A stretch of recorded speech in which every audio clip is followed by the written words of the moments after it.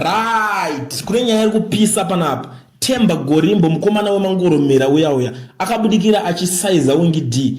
Magafa havazviziva vana basa nazvo kuti mangoromera magafa vanouya vachitokurwisa pasocial media boss mangoromera angononga akamuvava manje akushaya nokurwa nawo vadenha magafa baba zvibhakera zvawingi D zvinokutera kwauri ikoko kunge mubobobo chero ari kure zvinosvika ikoko. Saka panapa nyaya iri kuitika ndeyekudai so akazonotangana manje atangana vanhu vakawanda hopo ching'ono ndobva anokomendawo panyayayo vanotangana futi nahopo ching'ono zvikanzi you my brother you don't have any sense or brain to give life advice to anyone. You don't know what is behind my jokes. You are a disgrace to Zimbabwe. You always bashing the country. We love Zimbabwe and take action instead of complaining on Twitter.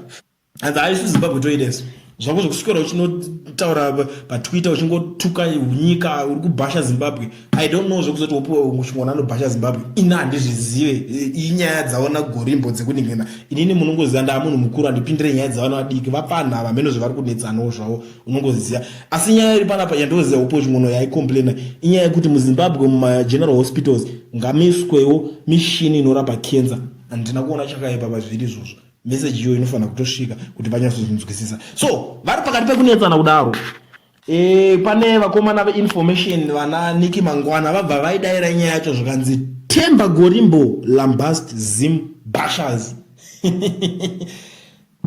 Ukadzokera paposti uchanyatsoongorora pachinzi iwewe unoramba uchingotuka Zimbabwe uchingobhasha Zimbabwe ndo line ndabva rangotora zvikanzi Temba Gorimbo lambast Zim bashers.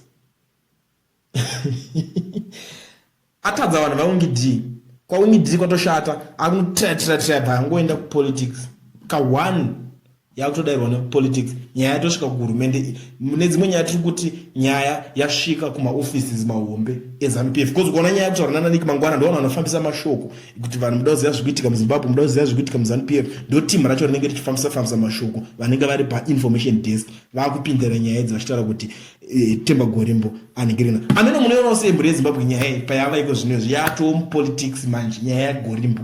Tell me what to think.